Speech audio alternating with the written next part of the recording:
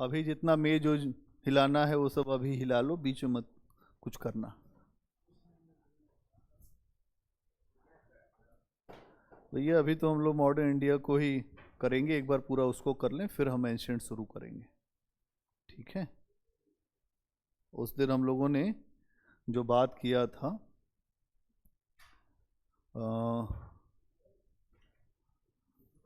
कहाँ तक बात हो गई थी? अगर हम लोग बात करें,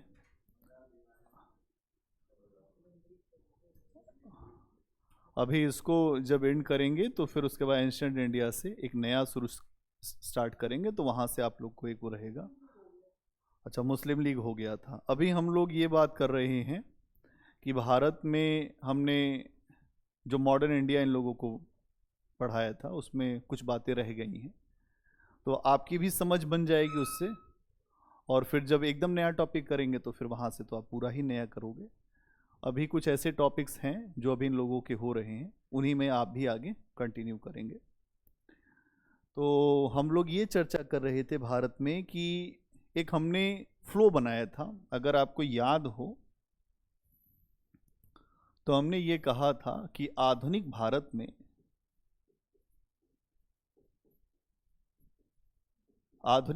में हम अगर देखें तो बेसिकली हम पढ़ते हैं 1750 से लेकर 1947 तक, है ना, इतना ही पढ़ते हैं। और इसमें भी अगर हम देखें तो 1750 से लेकर 1857 तक एक तरह की नीति रहती है, और 1857 से लेकर 1947 तक अगर आप देखेंगे तो यहां पर महारानी का शासन आ जाता है, महारानी का शासन। और अगर आप यहां से यहां तक देखेंगे तो कंपनी का शासन रहता है ना, कंपनी का शासन, मतलब ईस्ट इंडिया कंपनी, यही तो है। और अभी हम इसके आगे, क्योंकि आप देखते हैं 1857 के बाद एक बड़ी घटना ये हुई 1857 की क्रांति में, आप देखते हैं तो हिंदू और मुसलमान दोनों ही साथ में मिलकर लड़े थे। तो अंग्रेजों को एक बात समझ में आ गई थी कि अगर भारत में रहना है तो हिंदू मुसलमान को अलग अलग आधार पर हमें स्थापित करना होगा, और ये स्थापना ऐसे हो कि किसी को बहुत ज़्यादा पता न चले। इसीलिए सर सैयद अहमद खान को उभारा गया, बहुत सारे ऐसे लोगों को उभारा गया कि जो अलग बात करें और राष्ट्रीय आंदोलन में कुछ अलग बातें चले। इसी क्रम में 1885 में आईएनसी, इंडियन नेशनल कांग्रेस की स्थापना हुई, ठीक है। क्यों हुई थी आप सब जानते हैं, सेफ्टी वॉल्व के रूप में हुई थी। आप सब जानते हैं कि कुकर में अंदर एक जो सेफ्टी वॉल्व होता है उसको न लगाया जाए तो कुकर फट जाता है। तो कांग्रेस जो थी वो सेफ्टी वॉल्व थी, ठीक है। एक अंग्रेज अधिकारी के ही सहयोग से, एओ ह्यूम, इनके ही सहयोग से 1885 में स्थापित हुई। इसमें स्टार्टिंग में एक थोड़ा सा फ्रेम बना रहे हैं क्योंकि तुम नए हो, थोड़ा सा इसी बहाने सबको समझ में एक और अच्छे तरीके से आ जाएगा, ठीक है। आप देखोगे कि यहां स्टार्टिंग में कांग्रेस में केवल जो बुद्धिजीवी लोग थे, तो बुद्धिजीवी का मतलब वकील, डॉक्टर, ठीक है, पत्रकार, ये सारे। इसीलिए स्टार्टिंग में कांग्रेस को वकीलों की पार्टी भी बोला जाता था, ठीक है। अब देखोगे हुआ क्या, धीरे धीरे कांग्रेस में कुछ आवाजें उठी। कांग्रेस धीरे धीरे अंग्रेजों की मानसिकता से बाहर निकली और देश की आवाज उठाने का कार्य किया। कांग्रेस में आरंभिक समय में एक बात रखी गई कि अंग्रेज जो हैं बहुत न्यायप्रिय हैं और हमें वो बहुत सारे अधिकार दे सकते हैं, हमारे जीवन में अच्छाई कुछ ला सकते हैं। इसलिए आरंभिक समय में कांग्रेस के द्वारा संवैधानिक सुधारों की बात की गई।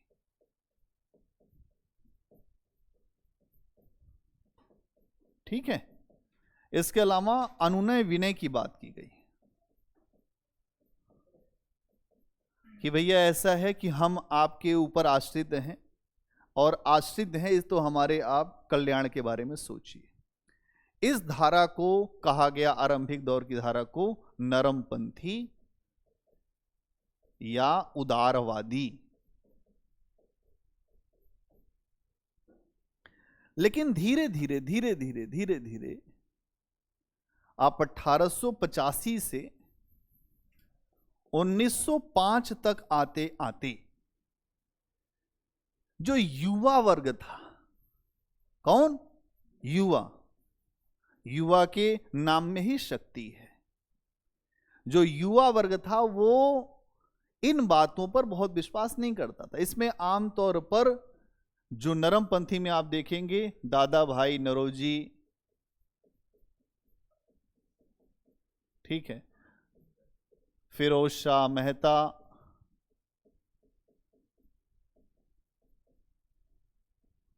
ठीक है, आर.सी. दत्त, बहुत सारे लोग इसमें थे, एस.एन. बनर्जी,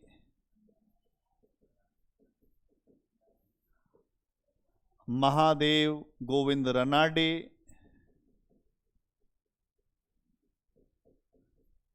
ये सब थे, बहुत सारे नेता। एक इनका यही विश्वास था कि अंग्रेज जो हैं वो संवैधानिक हमें आधार दें, हमें थोड़ा आगे बढ़ने के अवसर दें और हम लोग बेहतर जीवन जिए। इनके अंदर अंग्रेजों की न्यायप्रियता पर विश्वास था। लेकिन ये धीरे धीरे इस बात को अगर आप देखेंगे, इनकी इस रणनीति को, जो युवा वर्ग था भारत में, उनको अच्छा नहीं लग रहा था कि ये बार बार अन्य विनय करते हैं लेकिन कुछ मिल नहीं रहा। और फिर इन युवाओं ने यह कहना शुरू किया कि हमें अपनी बातें इस तरीके से नहीं करनी है, हमें आंदोलन के माध्यम से अपनी बातें रखनी है,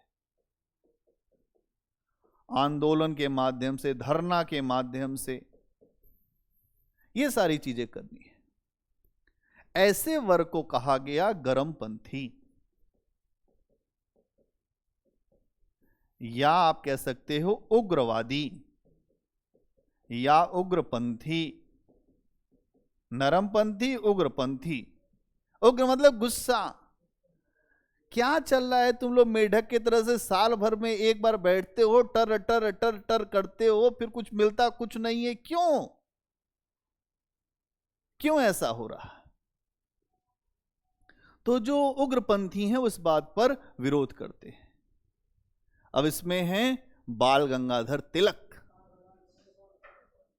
इसके अलावा अरविंद घोष, फिर विपिन चंद्र पाल, ये सारे लोग। इसमें आप देखेंगे बहुत सारे लोग आपको मिलेंगे, लाल, बाल और पाल, ठीक है। इनकी रणनीति यह है कि स्वराज मेरा जन्मसिद्ध अधिकार है, मैं इसे लेकर रहूंगा, मैं छोड़ूंगा नहीं। अब ये सारी चीजें चल रही हैं। अब इसी बीच में जब कांग्रेस बहुत आगे बढ़ रही है तो कांग्रेस की धारा को, कांग्रेस के प्रवाह को रोकने के लिए एक नया दल बनाया गया जिसको मुस्लिम लीग कहते हैं, जिससे हिंदू और मुसलमान अलग अलग आधार पर बंट जाएं और देश की आजादी की लड़ाई जो है वो कमजोर पड़ जाए। इसी क्रम में आप देखें तो 1906 में मुस्लिम लीग की स्थापना अंग्रेजों के द्वारा ही करवाई गई। जैसे कांग्रेस वैसे ही मुस्लिम लीग। 1906 मुस्लिम लीग की स्थापना। जैसे कांग्रेस है वैसे ही पार्टी थी भैया, ठीक है। तो क्या बात समझ में आ गई? और जब मुस्लिम लीग की स्थापना हुई तो आप देखेंगे कि मुस्लिम लीग में, क्यों मुस्लिम लीग बनाई गई? क्योंकि 1905 बंगाल का विभाजन किया गया, और जब बंगाल का ये विभाजन हुआ, क्यों? इसलिए हुआ था क्योंकि सबसे ज्यादा बुद्धिजीवी बंगाल में थे और लगातार वो राष्ट्रवाद की ऐसी बातें रख रहे थे जिससे आम जनता के अंदर राष्ट्र के प्रति एक प्रेम, एक उत्साह, अपनी आजादी को प्राप्त करने की लालसा सब में ज्यादा बढ़ रही थी। जैसे कोई नदी उफान ले, वैसे ही लोगों के अंदर राष्ट्रवाद उफान ले रहा था। इस उफान को, इस धारा को रोकने के लिए लॉर्ड कर्जन ने एक नई रणनीति अपनाई। उसने कहा कि बंगाल को ही बांट दो, और जब बंगाल को बांट दिया जाए, एक छोटा सा घर का उदाहरण देकर बताता हूं कि अगर कोई परिवार है, कोई घर है, अगर उस घर में बंटवारा हो जाता है तो वो परिवार दो कौड़ी का हो जाता है, भाई भाई लड़ते हैं। वैसे ही एक स्थान का बंटवारा है, वैसे ही एक देश का बंटवारा है। भारत पाकिस्तान का बंटवारा हुआ, फिर पाकिस्तान से बांग्लादेश बना। क्या मिला बंटवारे में? क्या हासिल क्या हुआ?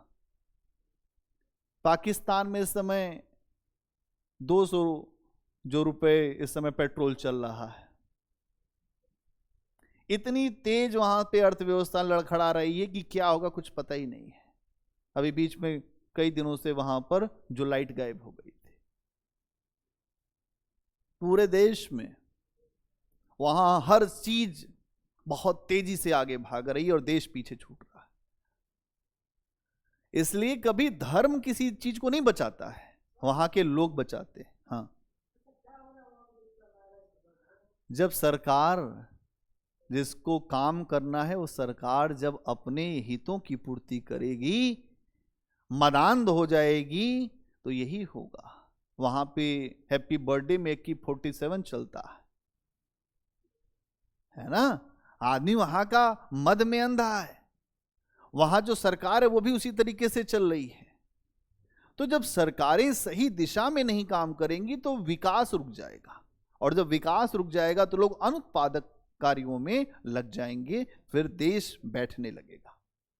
वहां यही हुआ। जब भी पैसा विदेशों से आता है तो वो भ्रष्टाचार की बलि चढ़ जाता है। जो काम होना चाहिए, आपका देश कैसे चल रहा है? आप जितना अपने देश में उत्पादक इकाइयों को लगाएंगे, जितना आप जो प्रोडक्शन करोगे, उतना सामान बनेगा, उतना ही विश्व में निर्यात करोगे, उतना ही पैसा मिलेगा। आपके पास दो तरीके का व्यापार होता है, एक आंतरिक आधार का, एक बाहरी आधार का। जो देश अपने अंदर का ही व्यापार अच्छे से नहीं चला पा रहा है, वो जो विदेशों में क्या सामान भेजेगा? और निवेश के लिए पहली गारंटी होती है सुरक्षा। कोई भी विदेशी निवेशक आपके यहां पैसा डालेगा तो उसमें उसको चाहिए सुरक्षा, माहौल शांत होना चाहिए। आप देखिए ना, पाकिस्तान का साथ जो दूसरे इस्लामिक देश हैं वो भी नहीं दे रहे।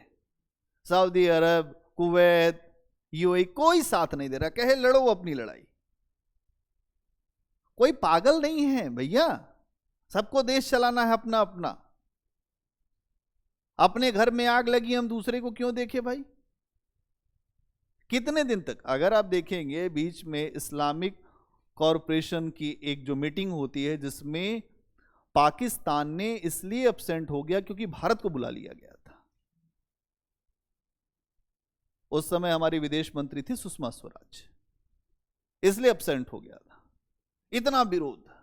अरे आपके देश में पड़ोसियों के साथ आपका संबंध बेहतर नहीं है तो आप क्या कर पाओगे?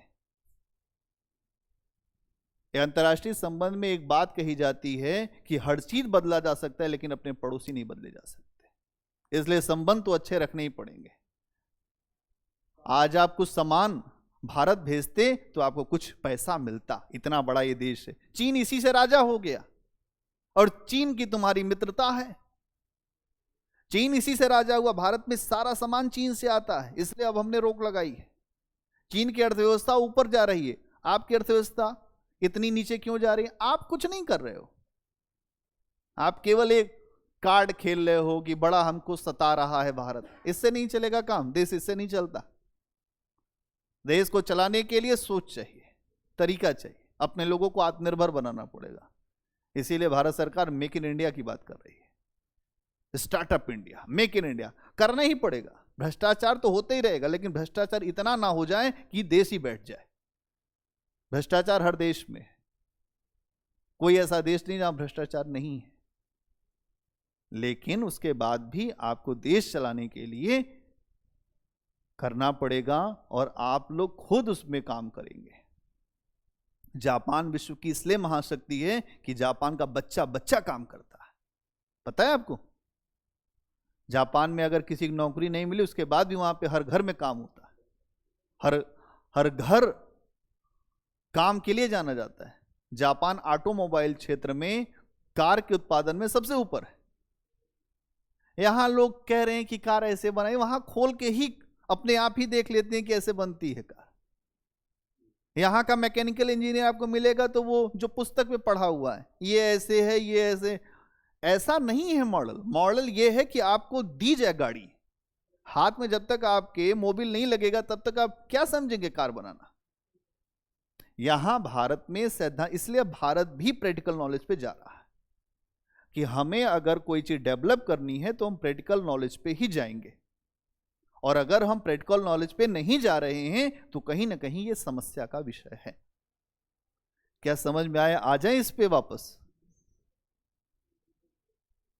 क्योंकि अंतर्राष्ट्रीय संबंध भी हम पढ़ाते हैं तो हम तुम्हें बहुत सारी बातें बता सकते हैं, लेकिन अभी यहां पर यही चीज समझनी है। ठीक है, तो मुस्लिम लीग जो है अगर आप देखोगे तो इसलिए लॉर्ड कर्जन ने मुस्लिम लीग की स्थापना करवाई, और अगर आप देखें मुस्लिम लीग स्थापित किया गया क्योंकि भारत में एकता को तोड़ा जाए और जो बंगाल का जो विभाजन हुआ है उसको अपने पक्ष में किया जाए, अंग्रेजों के पक्ष में किया जाए। इसीलिए अंग्रेज सरकार ने एक ऐसी संस्था को निर्मित करने का मन बनाया जो कांग्रेस के खिलाफ हो, कांग्रेस के विरोध में हो, और इसके लिए उन्होंने एक ऐसा आदमी ढूंढा जो अंग्रेजों का बहुत बड़ा समर्थक हो। तो उन्हें वो आदमी मिला बंगाल में, ढाका, जो अभी आप इस समय देखेंगे जो बांग्लादेश की राजधानी है, ढाका के नवाब सलीम उल्लाह खान। नवाब वो अंग्रेजों के पक्ष में ही रहते थे। सलीम उल्लाह खान को उन्होंने कहा ऐसा है कि आप अपना प्रयास करो और एक नया दल बनाओ। उसके बाद सलीम उल्लाह खान एक नए राजनीतिक संगठन को बनाने के लिए सक्रिय हुए। इसी के परिणाम स्वरूप 1906 में एक व्यक्ति थे बकर उल मुल्क की अध्यक्षता में मुस्लिम लीग की स्थापना कर दी गई। अब ये स्थापना हो गई, अब मुस्लिम लीग चलेगा कैसे? इसके लिए आप देखो, इसके पश्चात जो भारत के वायसराय थे लॉर्ड मिंटो, उन्होंने कहा कि ऐसा है कि तुम सब मिलकर मेरे पास आओ। उस समय अलीगढ़ के जो प्रिंसिपल थे उनसे कहा कि आप लोग एक योजना बनाकर आओ, और उनको लॉर्ड मिंटो ने एक पत्र भी लिखा और ये कहा कि मुसलमानों का एक प्रतिनिधि मंडल बनाओ और उसको लेकर हमारे पास आओ। इनको कुछ नहीं पता है कि हमको जाना है कि नहीं जाना है, खुद वायसराय पत्र लिखकर भेज रहा अलीगढ़ के प्रिंसिपल को कि ऐसा है साहब, आप ये करो, ऐसे ऐसे करो। तो इसका मतलब आप प्लान कर रहे हो। 1909 में आप देखेंगे कि मार्ले मिंटो सुधार आता है। 1909 में जब संवैधानिक सुधार बताया था तो वहां पे ये बात मैंने समझाई थी कि जब मार्ले मिंटो सुधार आया तो इन दोनों ने आपस में बात किया कि जो लॉर्ड मिंटो था वो वायसराय था, और जो मार्ले कौन था, वो राज्य सचिव था, जो भारत सचिव। तो उन्होंने कहा आपस में कि हम भारत में सांप के दांत बो रहे हैं, इसका विष बहुत गहरा होगा, इतना गहरा होगा कि लोग यहां के समझेंगे। और जब अंग्रेज जाने वाले थे 47 में तो इतनी लाशें गिरी, यही विष गहरा है। लोग अनपढ़ अशिक्षित, उनको कुछ पता नहीं है, कोई कुछ भी बता दिया। इसलिए मार्क्स कहता है धर्म अफीम है, अफीम खिला दो, अपने आप मदमस्त होके लोग नाचने लगेंगे। कोई गाना चला दो, फिर उसी को सुनेंगे। ये समस्या है देश की, है कि नहीं दीपक?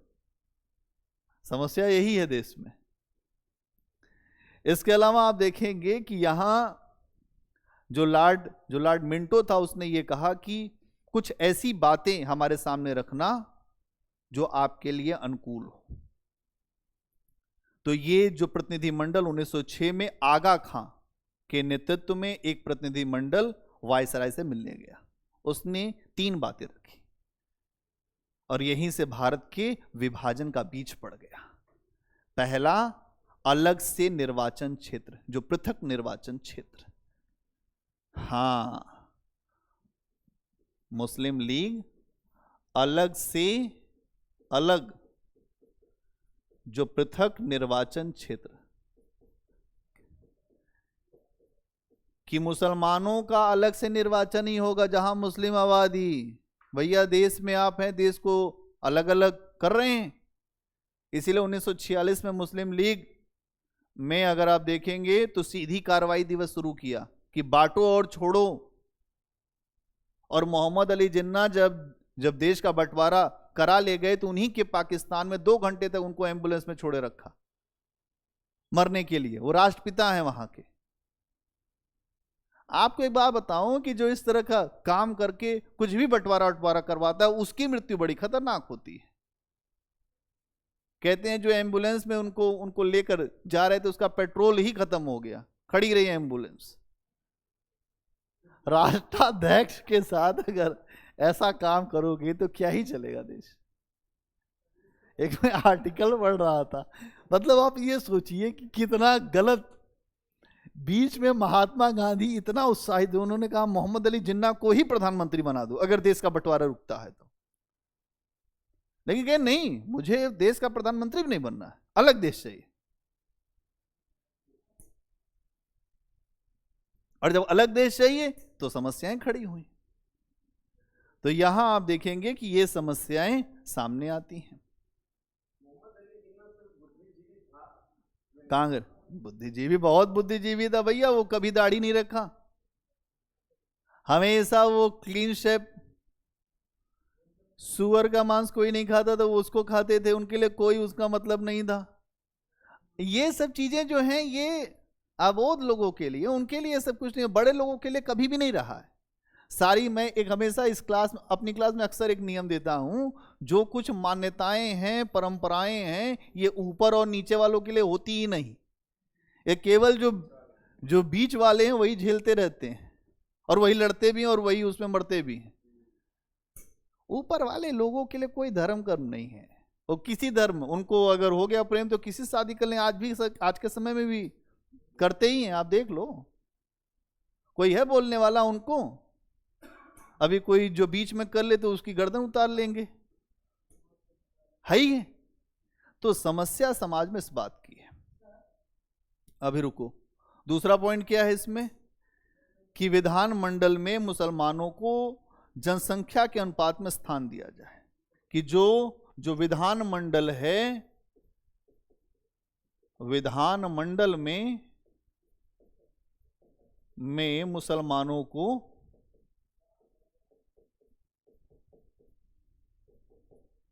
क्या किया जाए, जनसंख्या के अनुपात पर सीट दी जाए। ये बहुत बड़ी बात थी। हाँ, मतलब जनसंख्या के अनुपात में आप उनको सीट देने की बात अब यहां पर ये मांग रखी जा रही है कि हमारी जितनी जनसंख्या है उसके अनुपात में हमें स्थान दिया जाए, हम जीते चाहे न जीते। ये बात मुस्लिम लीग रख रही है वायसराय के सामने, और ये भी पिक्चर स्क्रिप्टेड है, पहले ही समझाया गया है वायसराय के द्वारा, यही सब मांग रखनी भी है। ठीक है, इसके बाद एक चीज और भी तुम लोग हमसे मांगना, जो शिक्षण संस्थान तुम लोग को बनाना है उसमें हमसे पैसा मांगो। मुस्लिम शिक्षण संस्थानों की स्थापना की जाए और उसमें सरकारी सहायता हमें प्राप्त हो, कि मुस्लिम शिक्षण संस्थान स्थापित किए जाएं मुस्लिम शिक्षण संस्थान में स्थापना होनी है इनकी, और स्थापना में सरकारी सहायता। क्या चाहिए? सरकारी सहायता चाहिए आपको। ये अब इसके बाद की घटना क्या होती है? अब बोलो वीआईपी।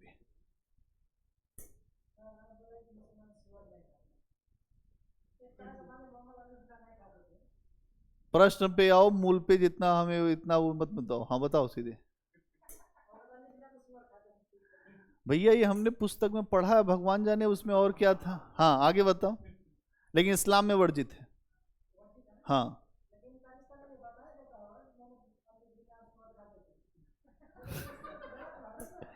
ऐसा है कि वहां कोई कुछ नहीं बताता है। जैसे महात्मा गांधी की फोटो यहाँ टंगी है, वैसे मोहम्मद अली जिन्ना वहाँ के ऑफिसों में टंगे हैं। वहाँ के राष्ट्रपिता हैं, फादर ऑफ नेशन है वो। लेकिन फादर ऑफ नेशन के साथ बड़ी समस्या है। वही तो मैंने ये बात तुमको इसलिए बताई कि तुम्हारी समझ अच्छी हो पाए, इसलिए नहीं बताई कि तुम उसमें बहुत ज्यादा अंदर उतर जाओ सागर में।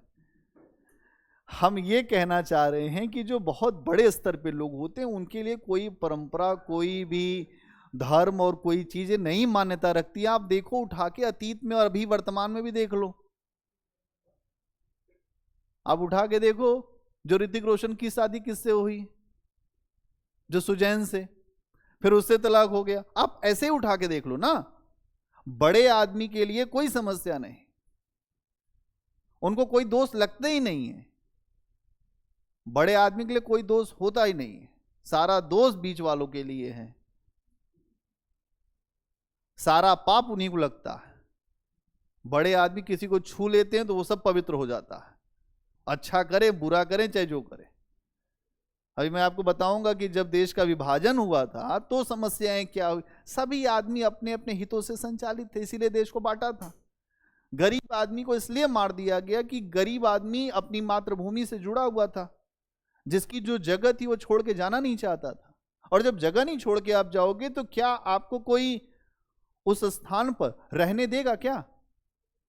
जितने जो दंगे हुए इसलिए हुए कि वो जगह खाली करा ली जाए, इसलिए मारा गया। मैं बताऊंगा जब विभाजन तो आपको समझ में आएगा कि अपराध सबका है। ऐसा नहीं कि एक पक्ष बहुत अच्छा और दूसरा पक्ष ही खराब, दोनों ही पक्ष खराब है। आम आदमी का मतलब नहीं है। आम आदमी जो भी वहां गए वो रो ही रहे, नहीं इससे अच्छा वो एक जो मजबूत में रहते। भाई बांग्लादेश जो है इस्लामिक आधार पर नहीं बटा, भाषा और संस्कृति के आधार पर बटा। थे वहां भी मुसलमान, बांग्लादेश में भी। 1971 में जब बांग्लादेश का मूवमेंट जो और बांग्लादेश का निर्माण हुआ तो आप देखेंगे अमार सोनार बांग्ला गाना आपस में लोगों ने जो गीत गाया और देश को बांटा।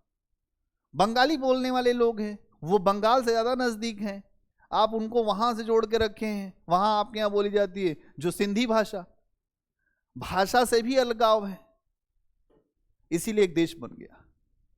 तो यहां पर एक बात टूटी कि धर्म के आधार पर अगर कोई देश बनेगा तो अगर वो नहीं चल सकता, भाषा संस्कृति का भी जुड़ा होना चाहिए। ठीक है, तो यहां इस चीज को भी समझना है आपको। अब इसके बाद एक अधिवेशन हुआ जिसको कांग्रेस का कलकत्ता अधिवेशन कहते हैं। ये अगर आप देखेंगे इस अधिवेशन के बाद एक चीज सामने आई, सूरत अधिवेशन भी आप देखेंगे इसके बाद वही अधिवेशन हुआ। कलकत्ता अधिवेशन में क्या हुआ और क्यों नरमपंथी और जो गर्मपंथी थे क्यों आमने सामने खड़े हो गए? कलकत्ता अधिवेशन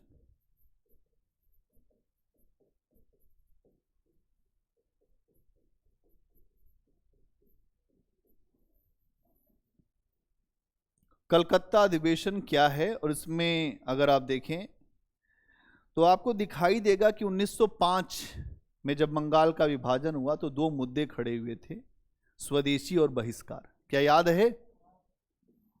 स्वदेशी और बहिष्कार।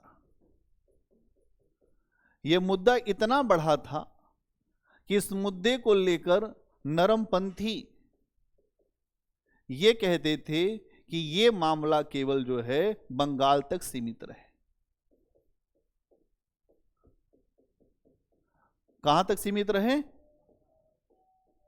ठीक है, लेकिन अगर आप ये देखोगे कि इसी मुद्दे को जो गर्मपंथी थे वो क्या चाहते थे, गर्मपंथियों का यह मानना था कि यह मुद्दा पूरे भारत में विस्तृत हो,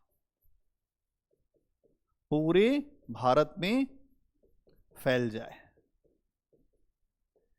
इस मुद्दे को लेकर आपस में तल्ख टिप्पणियां चल रही थी, एक दूसरे को बोलने का प्रयास किया जा रहा था।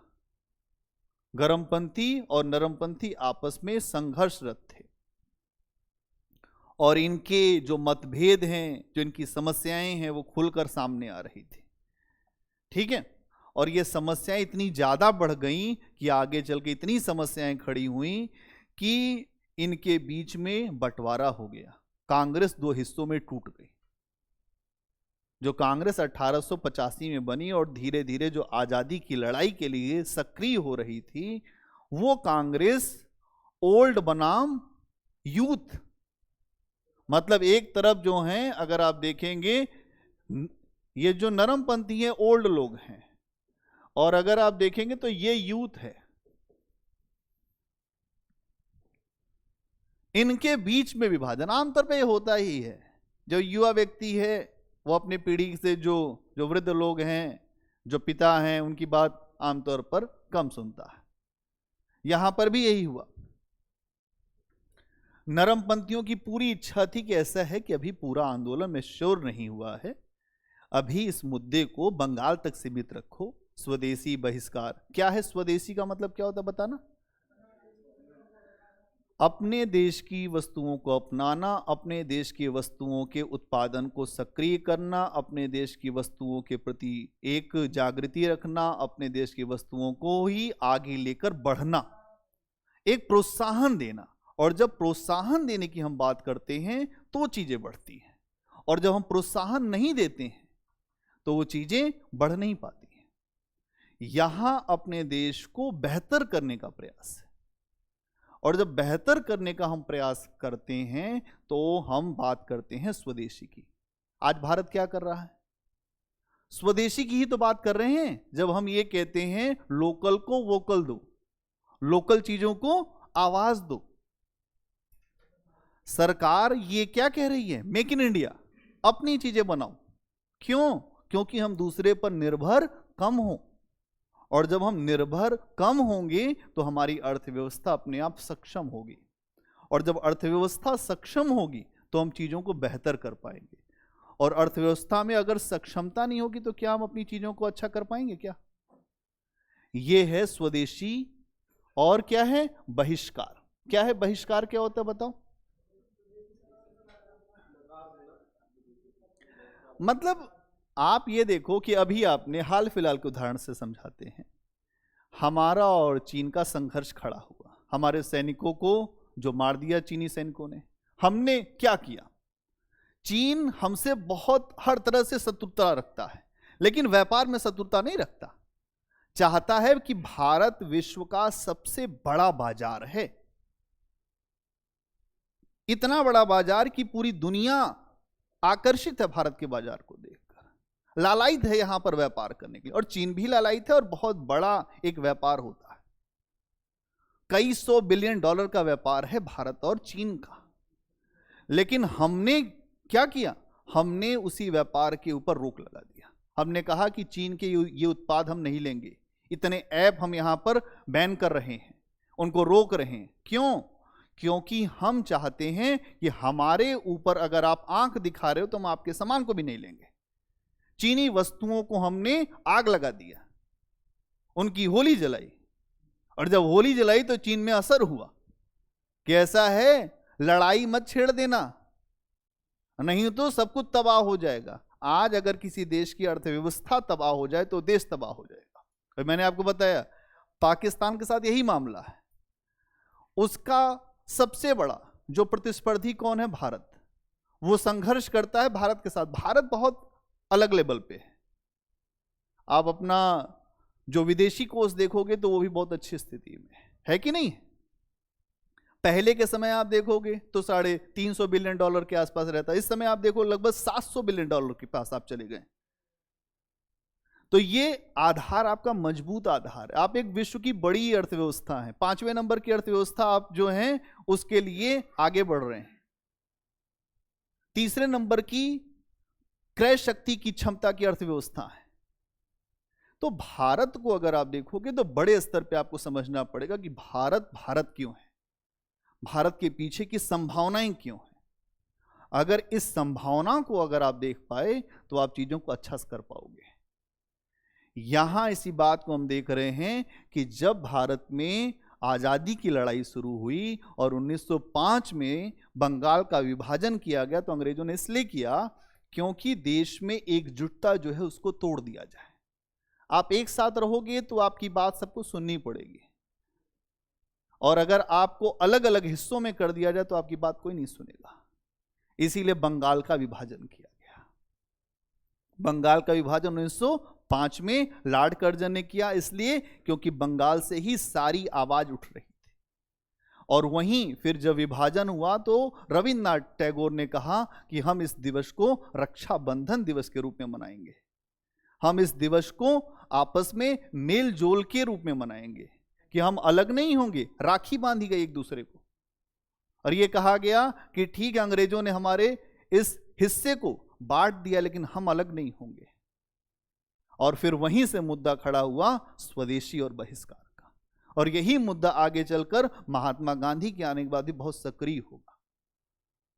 स्वदेशी को ही लेकर तो महात्मा गांधी ने कहा कि हमें रचनात्मक कार्यक्रम करना है, अपना कपड़ा खुद से बना के पहनना है कि नहीं? इसीलिए गांधी जी सबको जोड़ पाए, और खास तौर से महिलाओं को जोड़ पाए। जो महिलाएं आजादी की लड़ाई में शामिल नहीं होती थी, उनकी अहिंसक जो रणनीति थी उसके कारण लड़ाई में शामिल हो पाए, और शामिल होने के बाद उन्होंने हर चीज देखा, और देश का जो वर्ग था जो कांग्रेस से दूर था, उस वर्ग को कांग्रेस में शामिल कराया। गांधी जी ने एक बात कही थी कि मैं तब तक किसी भी राजनीतिक दल में नहीं जा सकता जब तक मैं अपनी नीतियों से उसे प्रभावित न करूं, और यदि मैं वहां जाऊंगा तो मेरी नीतियां भी वहां चलेंगी, और अगर उसको ये लगता है कि वो मेरी नीतियों से, उसकी नीतियों से मैं संचालित होऊंगा, तो मैं कांग्रेस में जाऊंगा ही नहीं। इस आधार पर गांधी जी कांग्रेस में घुसे थे, और जब अंदर गए तो उन्होंने बहुत सारी चीजों को देखा, क्योंकि 1915 में गांधी जी आए देश में, 1917 से आंदोलन में सक्रिय हो गए, और फिर आप देखेंगे 17 से लेकर जो 27, 10 साल, 27 से लेकर 37, और उसके बाद 47, 30 साल के अंदर देश आजाद हो गया। प्रश्न आया वो यूपीएससी में कि यदि महात्मा गांधी न होते तो भारत की आजादी का स्वरूप क्या होता। गांधी न होते तो देश की आजादी तो मिलती ही मिलती, क्योंकि वैश्विक परिस्थितियां भी थी। अब विश्व इतिहास जुड़ जाएगा। दूसरा, महासमर चल रहा था, महायुद्ध चल रहा था 1939 से 1945, और 1945 तक आते आते विश्व के अधिकतर देश, जैसे अमेरिका एक महाशक्ति के रूप में उभर गया था। अमेरिका, सोवियत संघ, ये सारे देश ये कह रहे थे कि हमें ऐसे देशों को आजाद करना पड़ेगा जो गुलाम है। आजादी तो वैसे भी मिलती, लेकिन हमारे आजादी का रूप क्या होता, ये अलग बात होती। तो गांधी के रहने से हम एक ऐसे देश के रूप में हैं कि हमने अपने चरित्र को सबको लिए, सभी हमारे देश में शामिल हो सकते हैं। वसुधैव कुटुंबकम की बात, सबको साथ लेकर चलने की बात हमने रखी है। तो आपको समझ में आया? तो स्वदेशी और जो बहिष्कार का मुद्दा ये है, बहिष्कार हमेशा विदेशी वस्तुओं का बंगाल में इसलिए किया गया क्योंकि भारत में ब्रिटेन से आने वाले बहुत सारे कपड़े भर चुके थे मार्केट में। ऐसे समझो ये मार्केट है, ये मार्केट है, यहां पर आपके व्यापारी बैठे हुए हैं, ठीक है, इनके अपने अपने कुछ कुछ हैं प्रोडक्ट, ठीक है। एक यहीं से कोई दूसरा व्यक्ति आया, आपके प्रोडक्ट की कीमत 1 रुपए है और इनकी कीमत है 30 पैसे, प्लस अच्छे भी हैं। भले ही आपके देश के लोग होंगे लेकिन वो इसी को ही खरीदेंगे। अंग्रेजों ने यही काम किया भारत में। भारत पूरी दुनिया का कपड़े का सबसे अच्छा उत्पादक देश रहा है।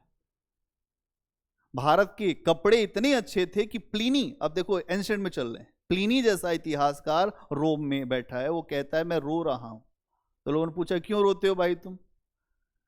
कहे यार हमारे यहां भारत के कपड़े जो हैं वो हर जगह पहुंच गए, बेडरूम तक पहुंच गए, हमारे अलमारियों में सब जगह उन्हीं के कपड़े हैं, इतना सोना जा रहा है भारत में, मैं इसलिए रोता हूं।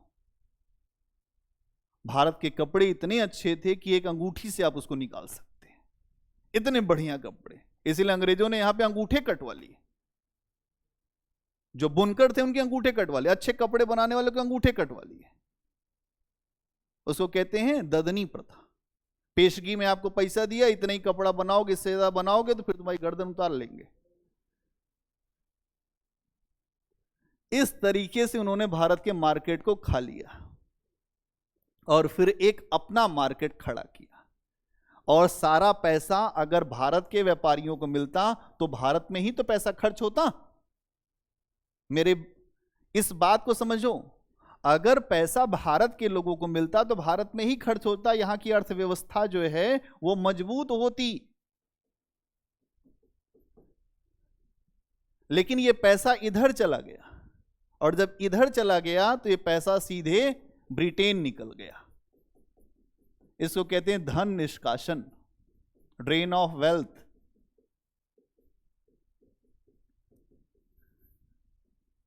इसको कहते हैं खून का चूसना। इसीलिए मार्क्स कहता है कि भारत में मैंने जहां देखा यहां पर वो बुनकरों की, किसानों की हड्डियां फैली हुई हैं। इतना शोषण किया अंग्रेजों ने। अभी भी हम सुधरे नहीं हैं, अभी भी हमारे अंदर एकता नहीं आ रही है। ऐसी अनेकता की वजह से हम 200 साल अंग्रेजों के गुलाम रहे, लेकिन बुद्धि हमारी अभी खुली नहीं है। अभी भी हम क्या कहते हैं, अलग अलग जातियों की टोपी पहनते, पहनते नहीं पहनते? हमारी जाति, हमारी जाति, इसकी टोपी, हमारा धर्म, हमारी टोपी। पेट नहीं भरा है ना अभी और भी कुछ बाकी है। तो यहां पर यह समस्या है। इसको धन निष्कासन को अनिष्टों का अनिष्ट कहा है दादा भाई नौरोजी ने, कि ये अनिष्टों का भी अनिष्ट है। जिस देश में इतनी गरीबी हो वहां का सारा पैसा तुम उड़ा ले जा रहे हो, तो फिर इस देश का क्या होगा? इस देश के लिए कुछ बचा ही नहीं। सारी समस्याएं यहीं खड़ी कर दिया तुमने। और जब समस्याएं तुम्हारे द्वारा उत्पन्न की गई हैं तो समस्याओं का निदान अब ढूंढना होगा। तो यहां पर आप देखेंगे ये सारे मुद्दे आपको समझ में आएंगे। हर घटना, इतिहास में एक बात समझ लेना, हर घटना दूसरी घटना से जुड़ी हुई है, इंटरलिंकिंग है। और अगर आप इतिहास को समझना चाहते हो तो 2 शब्द हमेशा याद रखो, एक तो निरंतरता और दूसरा परिवर्तन। अगर आपको जो निरंतरता की समझ है या परिवर्तन की समझ है तो आप इतिहास को समझ लोगे। ये टॉपिक आपके लिए एकदम नया है, लेकिन आप ये बताओ कि आपकी समझ बनी कि नहीं बनी? बोलो।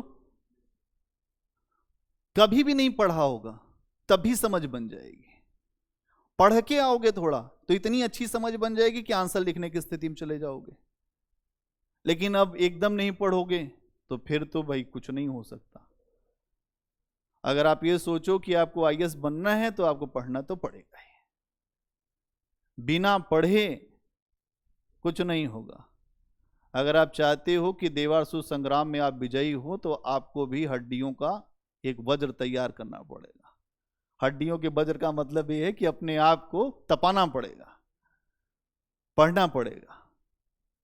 तो यहां हम लोग वही काम कर रहे हैं। तो हमने देखा कलकत्ता अधिवेशन की चर्चा हम कर रहे थे। कलकत्ता अधिवेशन क्यों हुआ? तो हमने देखा कि 1905 में जो बंगाल का विभाजन हुआ था, बंगाल के विभाजन की समस्याओं को दूर करने के लिए दो वर्ग खड़े हो गए थे। एक तरफ थे जो नरमपंथी, जो चाहते थे कि ये जो मुद्दा है स्वदेशी बहिष्कार का, ये केवल बंगाल तक सीमित रहे। दूसरा वर्ग था जिनको कहते हैं उग्रपंथी या जो गर्मपंथी। ये कहते हैं भैया ये मुद्दा पूरे भारत में फैलना चाहिए, हम लोग को हल्के में लेते हो, युवा हर जगह है, युवा सहयोग करेगा। अभी तो यहाँ पे जो कुर्सी मेज चलेगा, अभी तो वो भी स्थिति बनेगी, अभी देखते जाओ। कांग्रेस का जो ऐसी स्थिति बन गई कि कांग्रेस के अंदर ही विरोध खड़ा हो गया। ठीक है, 1906 में कलकत्ता अधिवेशन हुआ। अध्यक्ष पद को लेकर दोनों ही समूहों के भीतर एक संघर्ष की परिस्थितियां बन गई। नरमपंथी चाहते थे कि हमारा बने, जो गर्मपंथी चाहते थे हमारा बने। लेकिन एक नाम जो है यहां पर नरमपंथियों ने एक चाल चली जिसके नाम पर आम सहमति बन जाए, तो नाम था दादा भाई नौरोजी का। दादा भाई नौरोजी जो थे ये बहुत ही लोकप्रिय थे और इनके नाम पर सहमति बन गई। दादा भाई नौरोजी के नाम पर सहमति बन गई और यहां पर यह बैठक हुई, अध्यक्ष बन गए। जो विभाजन का मुद्दा था वो टल गया। जो विभाजन अभी होने वाला था इन अंदर ही कांग्रेस के अंदर, वो विभाजन का मुद्दा थोड़े समय के लिए आगे बढ़ गया। इसी अधिवेशन में जो उग्र राष्ट्रवादी थे, जो गर्मपंथी थे, उन्होंने ये कहा कि स्वदेशी बहिष्कार, राष्ट्रीय शिक्षा और स्वशासन, चार मुद्दे ध्यान से समझना। स्वदेशी बहिष्कार, राष्ट्रीय शिक्षा,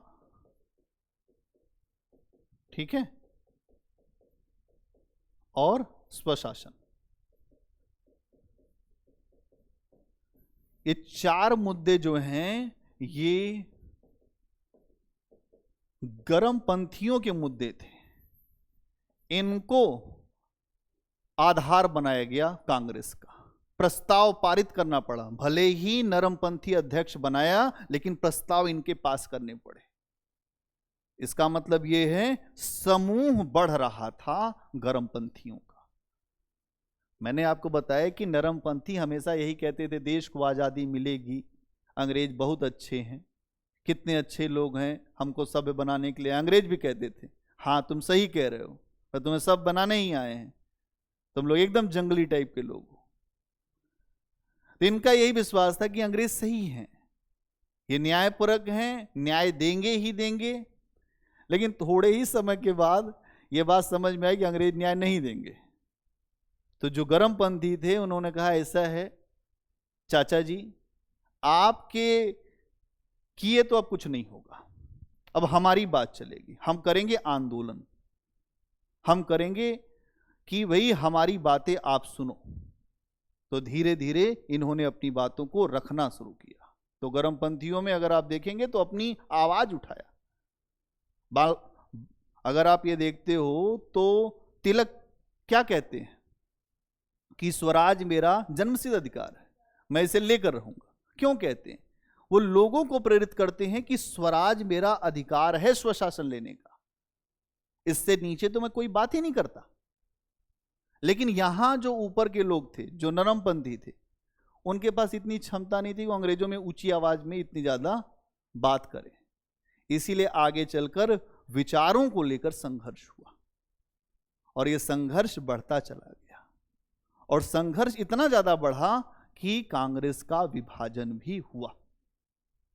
तो इसमें 1906 कलकत्ता अधिवेशन में इतनी बातें रखी गईं और इसमें जो विभाजन नहीं हुआ। लेकिन आगे चल के आप देखोगे 1907 में क्या हुआ। 1907 में कांग्रेस के अधिवेशन के लिए एक स्थान रखा गया था नागपुर। ठीक है, नागपुर अधिवेशन के लिए स्थान रखा गया था। लेकिन नागपुर में क्या मामला था, गर्मपंथियों का वहां आधार बड़ा मजबूत था, क्योंकि खुद बाल गंगाधर तिलक भी महाराष्ट्र से ही थे, आधार बड़ा मजबूत था।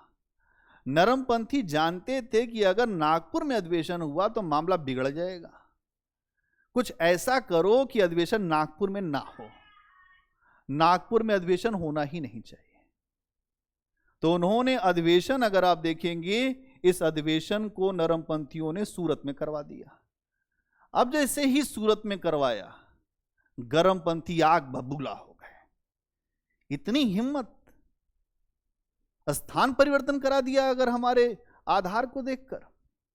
इसी अधिवेशन में अगर आप देखेंगे तो उदारवादियों ने रास बिहारी बोस, अभी तक आपने देखा तो दादा भाई नौरोजी, अब यहां रास बिहारी बोस को अध्यक्ष बनवा दिया। रास बिहारी बोस को जैसे अध्यक्ष बनाया गया, कांग्रेस दो हिस्सों में टूट गई। कांग्रेस के अंदर बड़ा विभाजन हुआ, बड़ी कुर्सी में चली, आपस में काफी लड़ाइयां हुई। जो उदारवादी थे वो वैसे तो अपने आप को नरमपंथी कहते थे, लेकिन उस दिन उन्होंने भी खूब कुर्सियां चलाई। दोनों पक्ष एक दूसरे के ऊपर कुर्सी प्रहार करते हैं और यहां से कांग्रेस का पहला विभाजन होता है। और आप देखेंगे 1908 में इस आंतरिक फूट का ही लाभ उठाकर बाल गंगाधर तिलक को जेल में डाल दिया गया। कहा गया तुम राजद्रोही हो, तुम जाओ जेल, क्योंकि तुम ही सबसे ज्यादा बोलते हो, तुम जाओ जेल। और उसके बाद 6 वर्ष के लिए उनको जेल में डाल दिया गया। क्या इतनी बात समझ में आई आपको? यह इतना मुद्दा था कि कैसे भारत में जो कलकत्ता का अधिवेशन था और उसके बाद क्यों सूरत का विभाजन हुआ। इसके अलावा एक मुद्दा उठाते हैं, दिल्ली दरबार और जो बंगाल का विभाजन रद्द किया जाना। ये सारे मुद्दे एक दूसरे से हैं जुड़े हुए। नरमपंथियों के बीच और जो गरमपंथियों के बीच जो संघर्ष हुआ, उसके पीछे यही मुद्दे थे कि स्वदेशी बहिष्कार। आगे चलकर आप देखेंगे तो कुछ अन्य मुद्दे भी जुड़े, जैसे राष्ट्रीय शिक्षा का मुद्दा जुड़ गया, ये स्वशासन का मुद्दा जुड़ गया। क्या ऐसी बात हुई कि बंगाल का विभाजन रद्द करना पड़ा? अंग्रेज क्यों दबाव में आ गए और अंग्रेजों ने क्यों एक ऐसा माहौल बनाया जिससे देश में विखंडनकारी शक्तियां ज्यादा शक्तिशाली हो? हमने अभी आपको बताया कि 1906 में मुस्लिम लीग को भी इसीलिए स्थापित करवाया गया था कि कांग्रेस को बहुत ज्यादा मजबूत जन आधार ना मिले, लोग बहुत ज्यादा कांग्रेस के साथ ना जुड़े, इसलिए मुसलमानों को एक अलग समूह के रूप में स्थापित कर दिया जाए और अन्य लोग जो हैं वो अलग हो जाएं। आधार को बांटने के लिए मुस्लिम लीग बनाया गया। यहां अगर आप देखें, स्वदेशी आंदोलन को समाप्त करने के लिए सरकार ने एक प्रयास किया कि स्वदेशी आंदोलन जो है वो समाप्त हो जाए। कैसे समाप्त होगा? तो जो उग्रपंथी थे, या ऐसे कह सकते हैं जो नम्रतावादी नहीं थे, उग्र राष्ट्रवादी थे, या जो गरमपंथी थे, उनके ऊपर बहुत तगड़ा प्रहार किया गया, उनको मारा गया, उनको पीटा गया, उनको जेल में डाला गया और उनकी इच्छाओं को तोड़ने का कार्य किया गया कि इच्छाएं मार दी जाएं कि ये बहुत बोल रहे हैं, इन्हीं को समाप्त किया जाए। और जो नरमपंथी हैं उनको खूब सहलाया गया, खूब पुचकारा गया, कहा गया कि हां तुम सही हो, क्योंकि वो सीधा जो प्रहार नहीं कर रहे थे, सीधा प्रहार करने वाले के ऊपर ही आक्रामक लोग होते। तो गरमपंथी सीधा प्रहार करते थे, वो नहीं डरते थे। इसीलिए आप देखेंगे कि यहां पर लाला लाजपत राय को भी 1907 में उनको भी गिरफ्तार कर लिया गया। लाल बाल पाल है ना, लाला लाजपत राय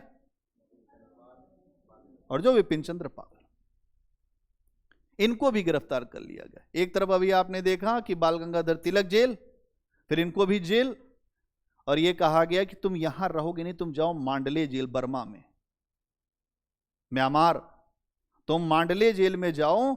और उसके बाद फिर कहा गया एक ही व्यक्ति बचे थे, विपिन चंद्र पाल, कहा ऐसा है उसको जल्दी पकड़ो, तो विपिन चंद्र पाल को भी पकड़ लिया गया। नरमपंथियों के ऊपर कोई शक्ति नहीं, क्योंकि ये खरगोश के बिल्कुल मुलायम मांस थे, इनके ऊपर कोई शक्ति नहीं दिखाई गई। 1910 में एक जो बड़ा परिवर्तन हुआ, 1910 में जॉर्ज पंचम इंग्लैंड के महाराज बने, राजा बने। जॉर्ज पंचम, जॉर्ज फिफ्थ जो इंग्लैंड के राजा बने, और इसी के उपलक्ष्य में 1911 में यह कहा गया आपको सम्मानित किया जाएगा, क्योंकि भारत आपके राजमुकुट का एक कोहिनूर है, हीरा है, उसके तरफ से आपको सम्मानित किया जाएगा। आप राजा बने हैं, आप आइए। तो 1911 में एक दिल्ली राज दरबार की बात रखी गई कि दिल्ली में एक राज दरबार लगेगा, जहां सम्राट की ओर से वायसराय लॉर्ड हार्डिंग सेकंड आएंगे और उनको सम्मानित किया जाएगा। ठीक है, लॉर्ड हार्डिंग को सम्मानित किया जाएगा। किस उपलक्ष्य में? इंग्लैंड में राजा बने हैं जॉर्ज पंचम, इसके उपलक्ष्य में। और यहीं पर भारत के जो विभाजन की बात, अगर आप देखें तो जो भारत के विभाजन की बात कर रहा हूं, मतलब यहां पर यह रखा गया कि बंगाल के जो विभाजन को रद्द करने की बात की गई, कि बंगाल का विभाजन रद्द होना चाहिए, उस बात को रखा गया। और यहां एक चीज और घटी, 1911 में ही भारत की राजधानी कलकत्ता से दिल्ली भी परिवर्तित की गई। 12 में वो कार्य संपन्न हुआ। तो ये कार्य इसलिए हुआ था क्योंकि बंगाल में जो माहौल बन रहा था, स्वदेशी बहिष्कार का मुद्दा पूरे देश में छा रहा था, उस मुद्दे को समाप्त करने के लिए बंगाल का विभाजन रद्द किया गया। और जब बंगाल का विभाजन रद्द हुआ तो आप देखेंगे कि चीजें एक तरह से कंट्रोल करने का प्रयास हुआ कि भारत में आंदोलन बहुत ज्यादा सक्रिय ना हो। क्या क्लियर है? बोलो, एक हेडिंग बनाओ।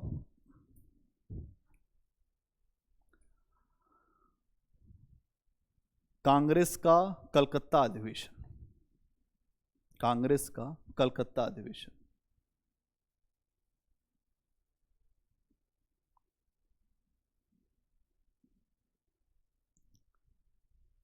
उन्नीस सौ पांच और 1907 के बीच, 1905 से 1907 के बीच नरमपंथियों और गरमपंथियों के मध्य, नरमपंथियों और गरमपंथियों के मध्य पारस्परिक मतभेद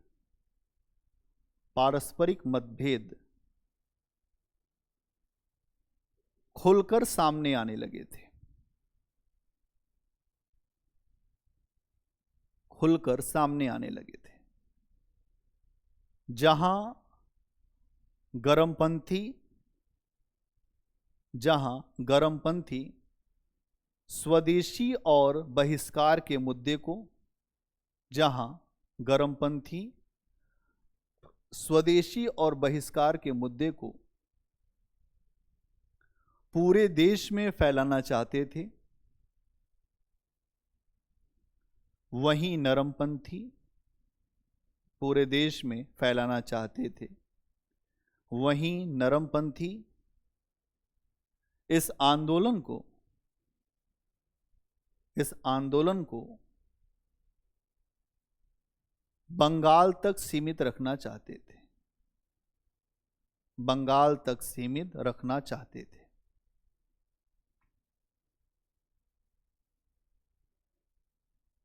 अगला पॉइंट बनाओ। 1906 में कांग्रेस के कलकत्ता अधिवेशन में, 1906 के कांग्रेस के कलकत्ता अधिवेशन में अध्यक्ष पद को लेकर दोनों ही समूहों में विभाजन की परिस्थितियां उत्पन्न हुई, दोनों ही समूहों में विभाजन की परिस्थितियां उत्पन्न हुई, किंतु दादा भाई नरौजी को अध्यक्ष बनाने से, किंतु दादा भाई नौरोजी को अध्यक्ष बनाने से यह मामला टल गया, यह मामला टल गया। नेक्स्ट पॉइंट,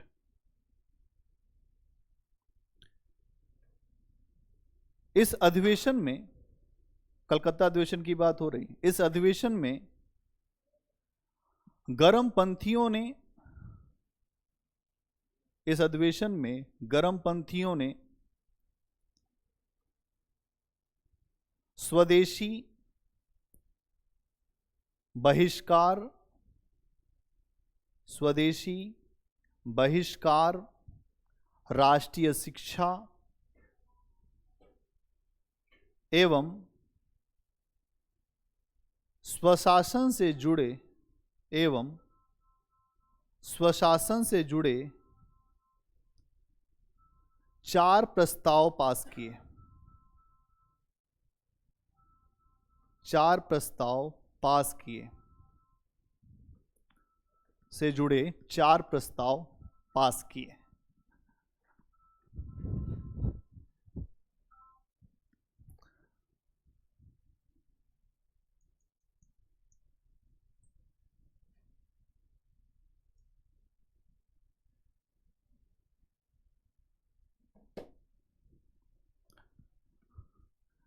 चार प्रस्ताव पास किए।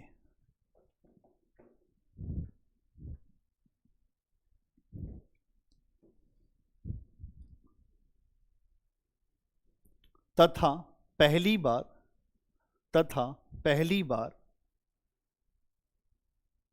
स्वराज को राष्ट्रीय आंदोलन का, तथा पहली बार स्वराज को राष्ट्रीय आंदोलन का लक्ष्य घोषित किया गया, तथा पहली बार स्वराज को राष्ट्रीय आंदोलन का लक्ष्य घोषित किया गया। क्या होता है स्वराज? मतलब अपना राज्य, और इसे पहली बार अपना लक्ष्य घोषित किया गया, वो भी गर्मपंथियों के दबाव में। नरमपंथी भी नहीं चाहते थे, स्वराज को लक्ष्य घोषित किया गया। अगला पॉइंट, 1907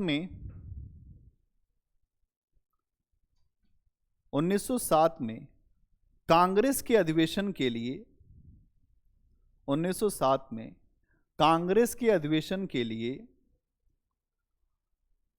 नागपुर को निर्धारित किया गया था, नागपुर को निर्धारित किया गया था। संतरे का बहुत बड़ा उत्पादन है ना नागपुर, तो संतरा और प्याज, दो चीजें बहुत होती है महाराष्ट्र में। निर्धारित किया गया था, किंतु नरमपंथियों ने चालाकी से, किंतु नरमपंथियों ने चालाकी से स्थान परिवर्तित करके, स्थान परिवर्तित करके सूरत में करवा दिया।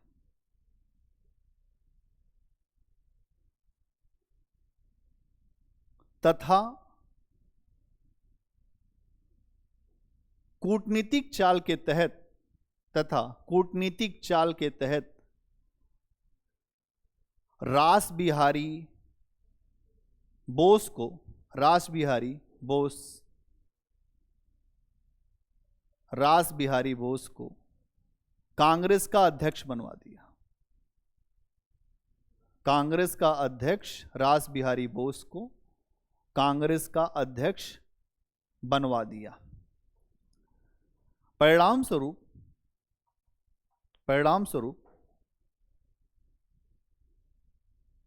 बंगाल का विभाजन हुआ। परिणाम स्वरूप कांग्रेस का विभाजन हुआ ना, बंगाल कह रहा हूं। परिणाम स्वरूप कांग्रेस का विभाजन हुआ, कांग्रेस का विभाजन हुआ। अगला पॉइंट, कांग्रेस की इस आंतरिक फूट का, कांग्रेस की इस आंतरिक फूट का लाभ उठाते हुए, कांग्रेस की इस आंतरिक फूट का लाभ उठाते हुए अंग्रेजों ने गर्मपंथी नेताओं के साथ खराब व्यवहार करना शुरू किया। गर्मपंथी नेताओं के साथ खराब व्यवहार करना शुरू किया, क्योंकि जब भी फूट पड़ती है ना एक परिवार में, एक घर में, तो बहुत सारी समस्याएं खड़ी हो जाती हैं।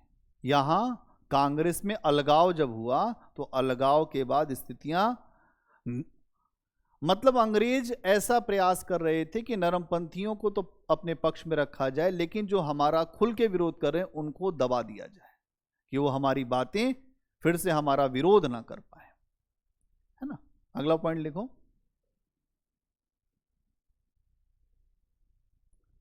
उदाहरण के लिए 1908 में बाल गंगाधर तिलक को, उदाहरण के लिए 1908 में बाल गंगाधर तिलक को राजद्रोह का आरोप लगाकर उन्हें 6 वर्ष की जेल में डाल दिया गया।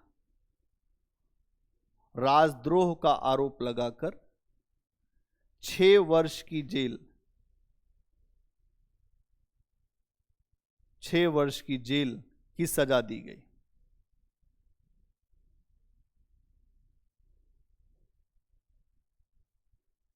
ठीक है, अगला पॉइंट बनाओ। दिल्ली दरबार तथा बंगाल विभाजन का रद्द किया जाना। दिल्ली दरबार तथा बंगाल विभाजन का रद्द किया जाना। अगला पॉइंट बनाओ। दिल्ली दरबार तथा बंगाल विभाजन का रद्द किया जाना। ही क्यों रद्द किया गया बंगाल विभाजन, इसमें लिखो। तेज थोड़ा, 20 क्वेश्चन आता है यूपीएससी में, 7 मिनट में एक क्वेश्चन लिखना होता है। रफ्तार बनाओ, यहां इसीलिए लिखवाया जाता है। जब तक आप नहीं लिखोगे तब तक जो सरस्वती की कृपा नहीं मिलेगी आप। अगर सरस्वती की आपको कृपा चाहिए और आगे चल के लक्ष्मी की कृपा चाहिए तो थोड़ा लिखना पड़ेगा, ठीक है। और नहीं लिखोगे तो काम फिर नहीं बनेगा। हाँ, मेन चैलेंज यही है कि उंगलियों में दर्द हो जाता है। जब तुम 20 क्वेश्चन कभी लिख के दिखाना तो तुम मुझसे, मैं पूछूंगा तो उंगलियां तुम्हारी अपने आप कहेंगी कि आज कुछ नहीं है। और एक बार पेपर दे के आते हैं लोग तो फिर जो है अपनी उंगलियों को, कभी खुद को देखते हैं कभी उंगलियों को देखते हैं। क्यों? क्योंकि मेहनत करना पड़ता है, ऐसे नहीं होता। तलवार थोड़ी चलाना है वहां पे, उंगली चलानी है। लिखो। स्वदेशी आंदोलन को दबाने के लिए, स्वदेशी आंदोलन को दबाने के लिए सरकार ने गर्मपंथियों के ऊपर,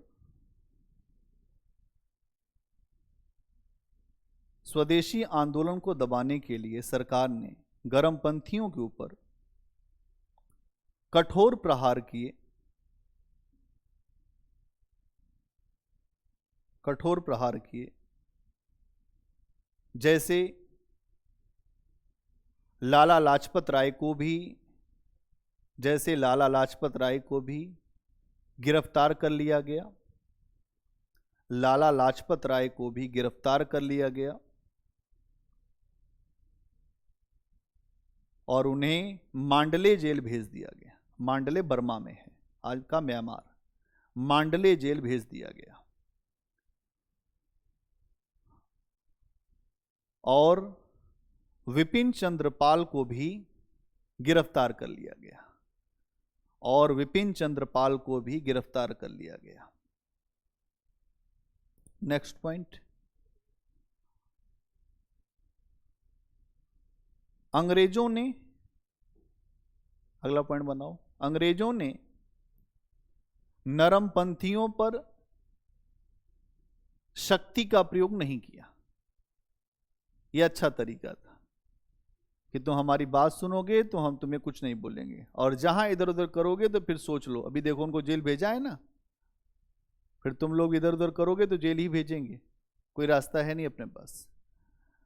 और नरमपंथियों पर शक्ति नहीं दिखाई। अगला पॉइंट, वर्ष 1910 में इंग्लैंड के राजा जॉर्ज पंचम बने। जॉर्ज फिफ्थ, इंग्लैंड के राजा जॉर्ज फिफ्थ बने। इसी के उपलक्ष्य में दिसंबर 1911 में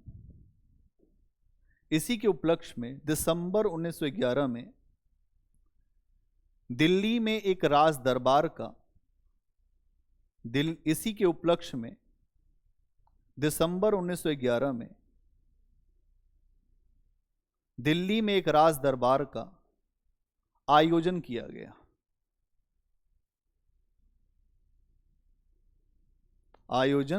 गया। अगर आप लोग कभी इधर से जाएं तो यहां एक पार्क है, कोरोनेशन पार्क, यहां पे जो निरंकारी के पास में है। वो पार्क उसी समय बना था। जॉर्ज पंचम के यहां आने और उनको उपाधि देने के कारण, उनको सम्मानित किए जाने के कारण यहां एक स्थान बनाया गया था जहां उनको सम्मानित किया जाना था। एक स्थान बनाया गया था, वो पार्क यहीं पे है, कोरोनेशन पार्क अभी भी है। आप कभी भी जाके देख सकते हैं, 1 किलोमीटर की दूरी पर है यहां से। ठीक है, बड़ा पार्क है, खूब बड़ा पार्क है। खूब वहां पे मूर्तियां लगी हुई हैं बड़े बड़े अंग्रेज अफसरों की। हाँ, मूर्तियां लगी हुई हैं खूब बड़े बड़े। नहीं, वो पूरा लिख लेते हैं, जहां भी जाना होता है वो सब लिख लेते हैं। क्या लिखा? आयोजन किया गया जिसमें सम्राट की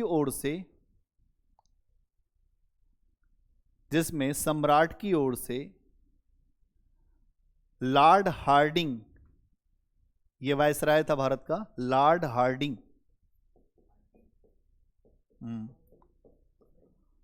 लॉर्ड हार्डिंग सेकंड ने बंगाल विभाजन को रद्द किया। ये सारे प्रश्न आ चुके, स्टेट टू स्टेट में सारे प्रश्न आ चुके हैं। हाँ, बंगाल विभाजन रद्द किया। कितनी बार बंगाल विभाजन आ गया? मतलब वो भी अपने तरफ से नहीं किया है, राजा की तरफ से किया है। जॉर्ज पंचम के पास इतना टाइम नहीं है कि वो आए यहां। जॉर्ज पंचम के नाम पर लॉर्ड हार्डिंग ने बंगाल का विभाजन रद्द कर दिया। वायसराय का मतलब ये होता है कि राजा का प्रतिनिधि, इसीलिए जो गवर्नर जनरल का पद जो है वो अलग है, वायसराय का मतलब अलग होता है। 1857 की क्रांति के बाद एक नया पद आया जिसको वायसराय कहते हैं। ये राजा के प्रतिनिधि के रूप में आपको काम करना है भारत में। ठीक है,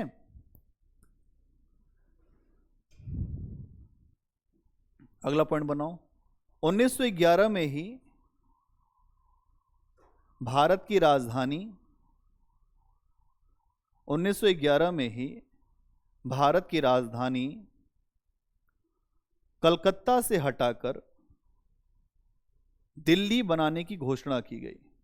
कलकत्ता से हटाकर दिल्ली बनाने की घोषणा की गई। और यह कार्य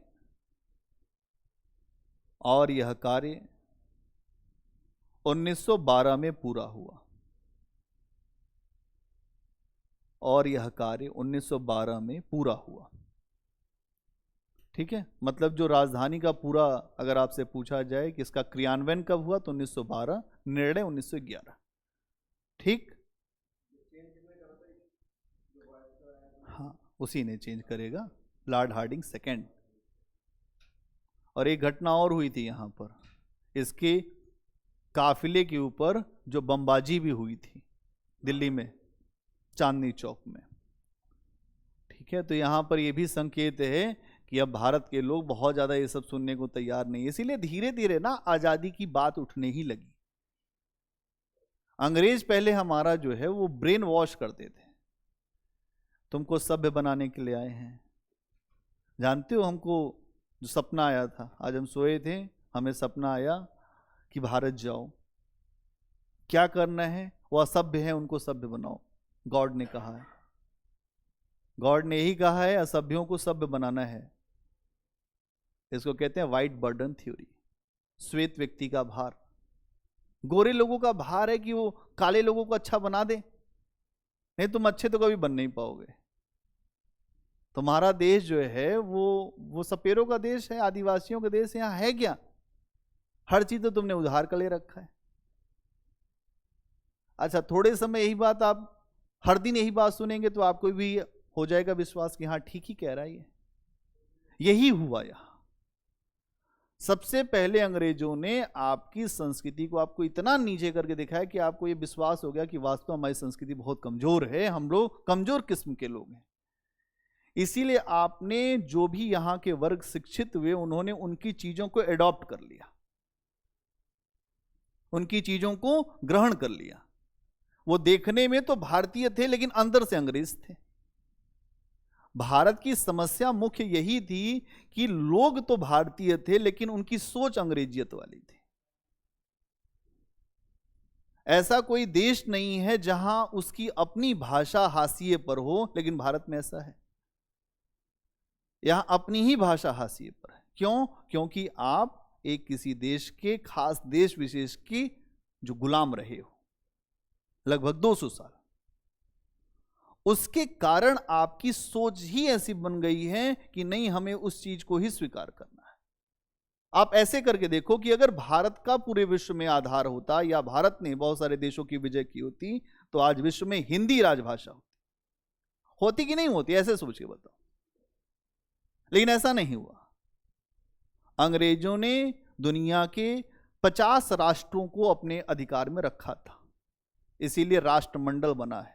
जो राष्ट्रमंडल खेल होते हैं, 50 देश हैं, उसमें राष्ट्रकुल भी कहते हैं। 50 देशों पर अंग्रेजों का झंडा फहरा था। इतना छोटा देश है, यूरोप के मानचित्र में देखोगे, लेकिन जैक अपने झंडे के लिए वो जान देने वाले लोग थे। देखो, वीरता का सम्मान तो हमेशा से ही रहा है और आज भी है। हाथी अगर है तो मर भी जाएगा तब भी मिलेगा वो बहुत अच्छे तरीके से।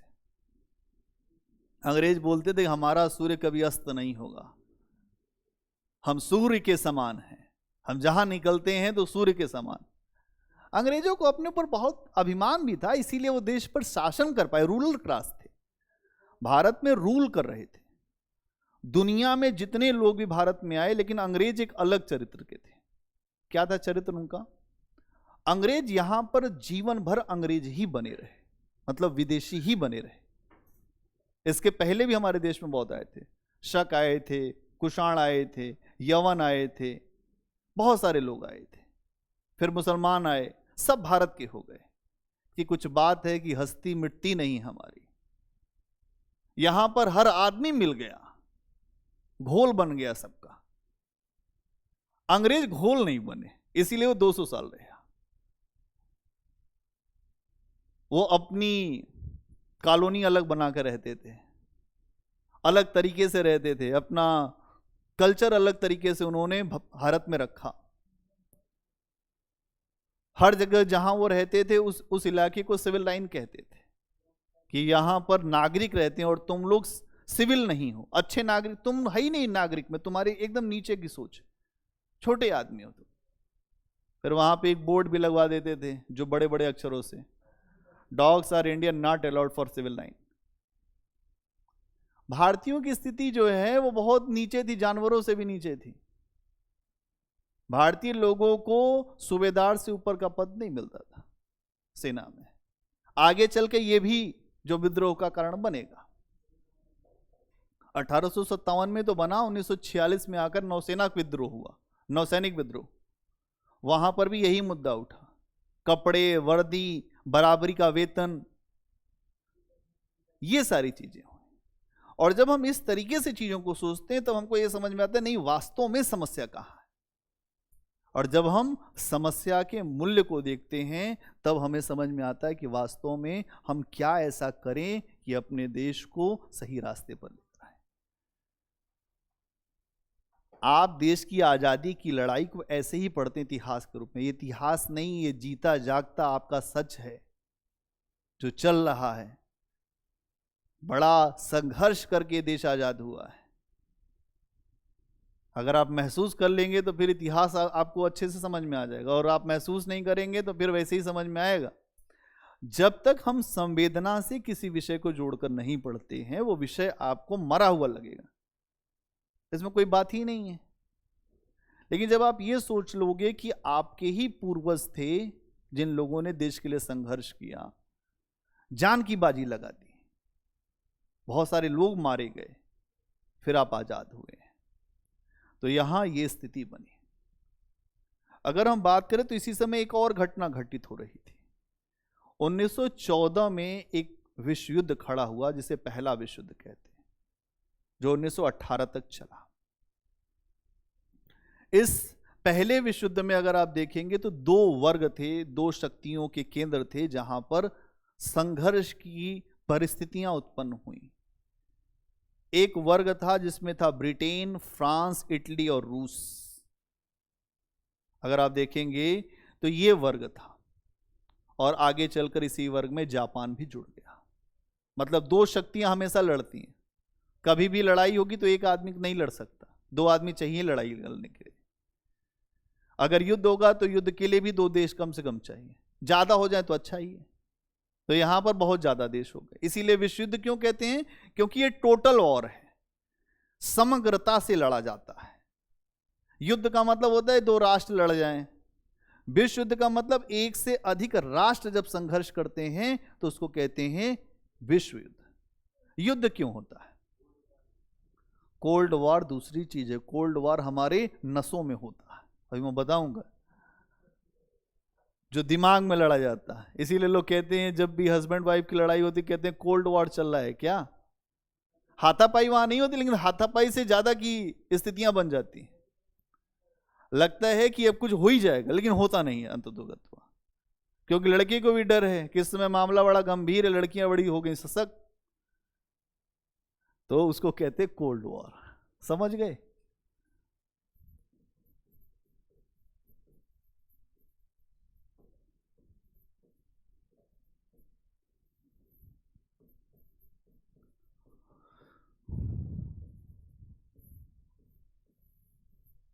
तो एक तरफ आपने देखा कि ब्रिटेन है, फ्रांस, रूस, इटली, जापान। ठीक है।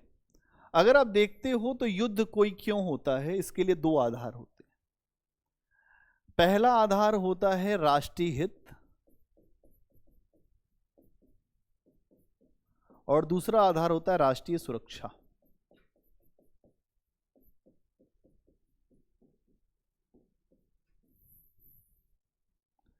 यहां ऐसा क्या हो गया कि विश्व युद्ध की स्थितियां खड़ी हुई?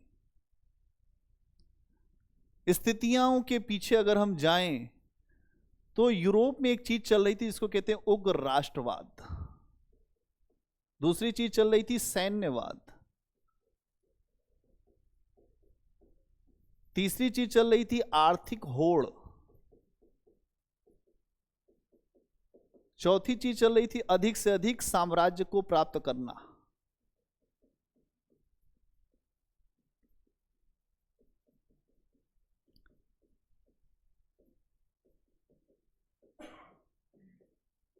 ऐसे तो कोई युद्ध नहीं होगा ना।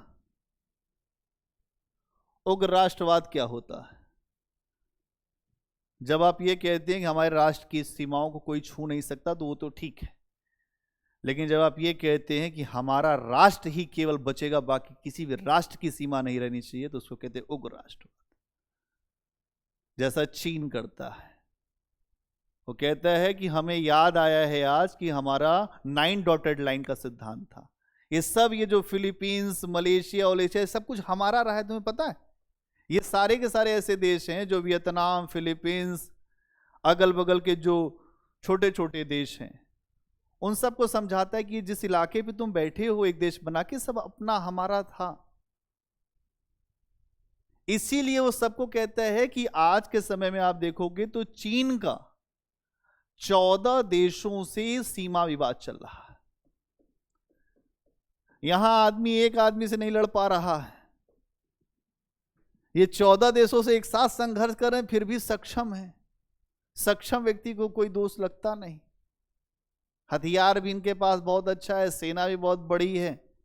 इनकी रणनीति है कि पहले थोड़ा सा डराओ और इतना डरा दो, अगर ये थोड़ा बहुत, ऐसे चीन की सेना अक्सर ये काम करती है। आप देखेंगे जैसे ये है सीमा, और यहां पर जो जो जो दूसरे देश के अगर लोग खड़े हैं तो वो क्या करते हैं, जैसे अगर आप होशियार नहीं हैं तो क्या करेंगे कि 2-4 किलोमीटर अंदर आ जाएंगे। 4 किलोमीटर अंदर आ जाएंगे, फिर आपको लगा यार कि हमारे यहाँ तो चीन की सेनाएं घुस रही हैं, फिर आपने इनका विरोध किया तो कहेंगे अच्छा ठीक है हम 2 किलोमीटर पीछे जा रहे हैं, हमारी सेना 2 किलोमीटर पीछे जाएगी। 2 किलोमीटर एरिया इनको मिल गया। यही काम ये करते हैं। अक्सर संघर्ष इसी बात को लिए होता है। तो यहां आप देखोगे तो सबसे बड़ी बात है उग्र राष्ट्रवाद। इसीलिए अगले विश्व युद्ध की जब भी बात होती है तो लोग कहते हैं कि राष्ट्रीयता की जब भावना बहुत बढ़ जाएगी तो आप दूसरे को जीने नहीं देंगे। चीन को कहते हैं ड्रैगन। ड्रैगन जब मुंह खोलता है तो अगल बगल सबको खा जाता है और आग ही फेंकता है, लाल चेहरा आग फेंकता है वो। तो जब अंतर्राष्ट्रीय संबंध हम पढ़ते हैं तो एक अलग तरीके से पढ़ते हैं। उसमें हम देखते हैं कि चीन की स्थिति क्या है, कैसे वो, चीन को सोचो कि जापान ने बुरी तरह से हराया था और चीन के मंचूरिया प्रदेश से पूरा जापान का अधिकार था 1905 में, और जापान के द्वारा बड़े पैमाने पर शोषण किया। आज भी चीन एक बार जापान को मजा चखाना चाहता है, इसीलिए अक्सर विवाद होता है। चीन कहता है हम भूले नहीं है वो बात जब 1905 में तुम हमको हराए थे, और हम कभी ना कभी मौका जरूर लेंगे और जब हम तुमको सबक सिखाएंगे।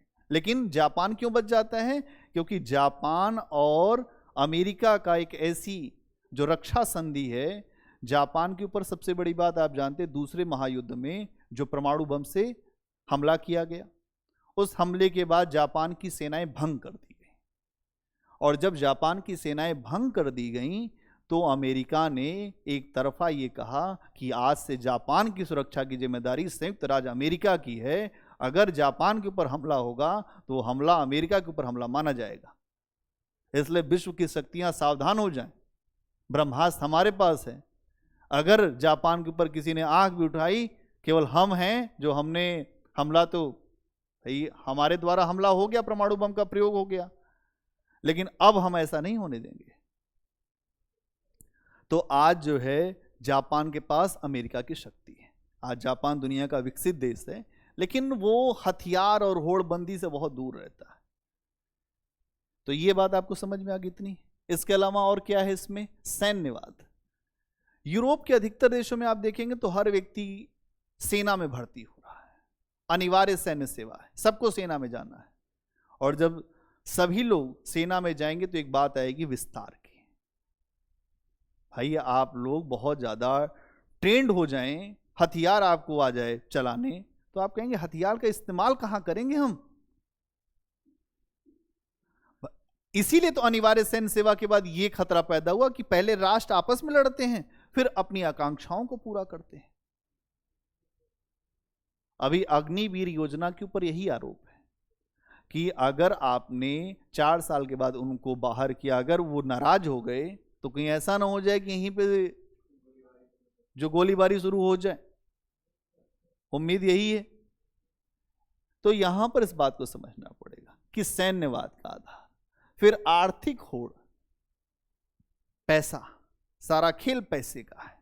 इस पैसे ने ही सबका रंग बदला है। जितनी समस्या है पैसे के कारण है।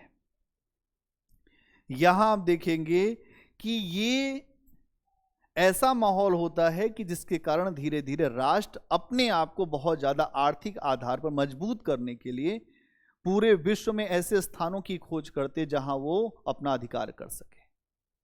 तो पहले विश्व युद्ध के पीछे आधार के रूप में ये भी चीज है। दूसरे तरफ एक पक्ष तो ये है जो जो ब्रिटेन का है, जो फ्रांस का है, रूस का है। दूसरे पक्ष में है जर्मनी, ऑस्ट्रिया और हंगरी, ये जिनके खिलाफ पहला विश्व युद्ध हुआ। Germany, Austria, Hungary.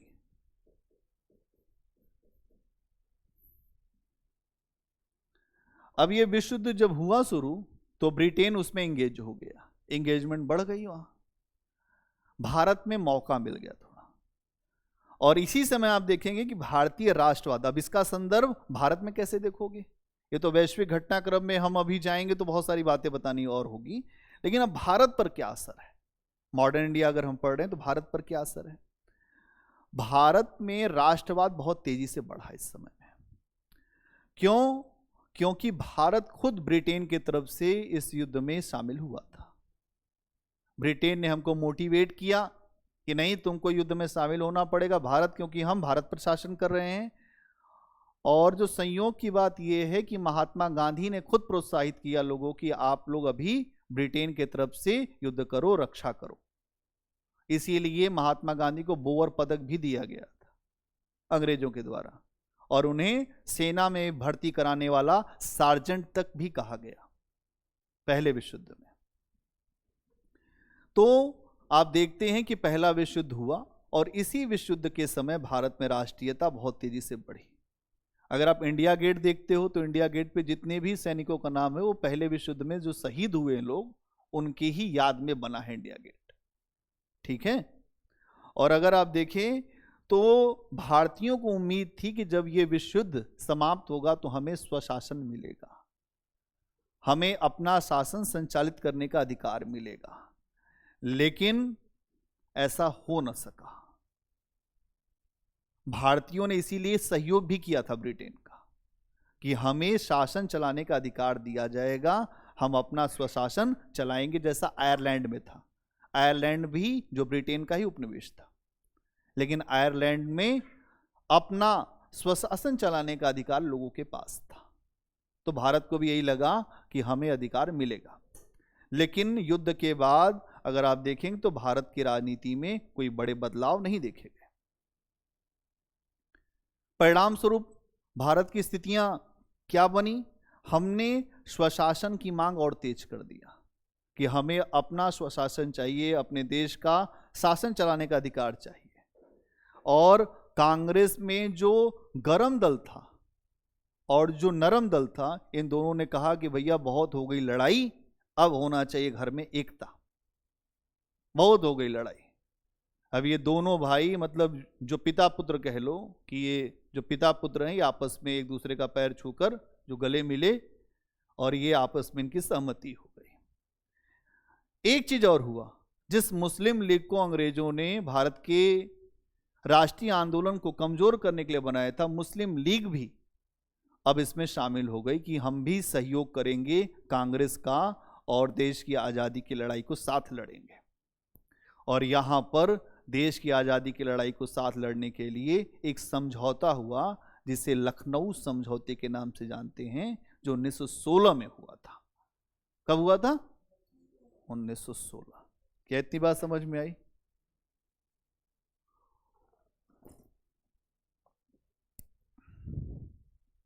आज के लिए यहीं रुक जाओ, ठीक है।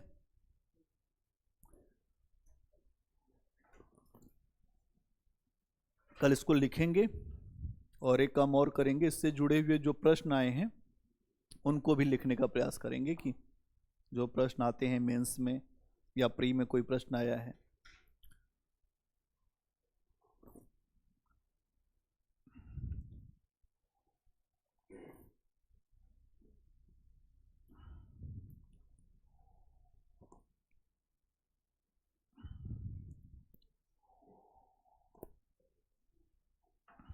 एक काम आप लोगों को करना है, सबसे पहले आपका जो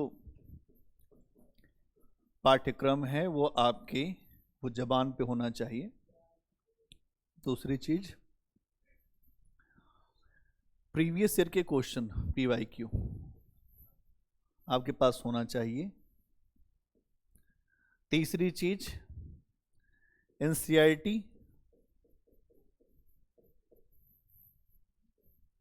का अध्ययन होना चाहिए। चौथी चीज अगर हम देखें, प्रश्नों को लिखने का प्रयास होना चाहिए।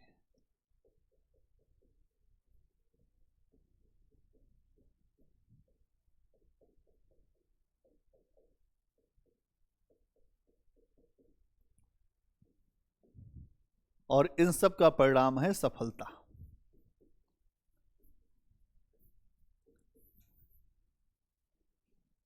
सफलता इसी से मिलेगी, कोई शॉर्टकट नहीं सफलता का।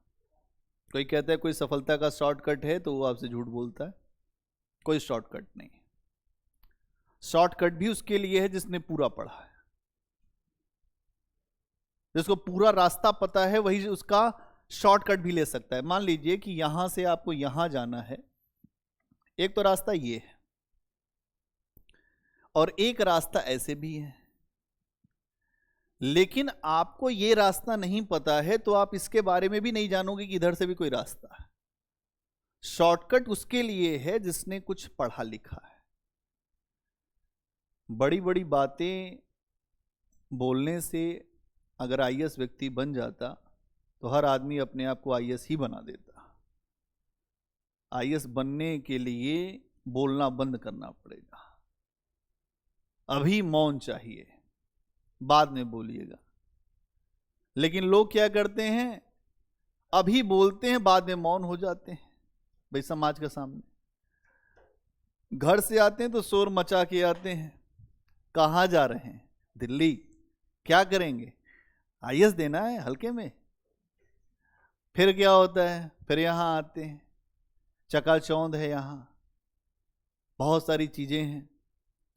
पढ़ना शुरू करते हैं, पढ़ते पढ़ते फिर मन नहीं लगता। क्यों नहीं मन लगता? क्योंकि अभी अंदर से कुछ पता नहीं है। जब लक्ष्य साफ दिखता है तब आपका मन इधर उधर नहीं भागता, और जब लक्ष्य ही साफ न दिख रहा हो तो मन भागेगा ही भागेगा। और जब मन भागेगा तो आप भी तो बिल्कुल जो सामान्य मानव हैं, आप अपने मन के अनुसार ही जाएंगे।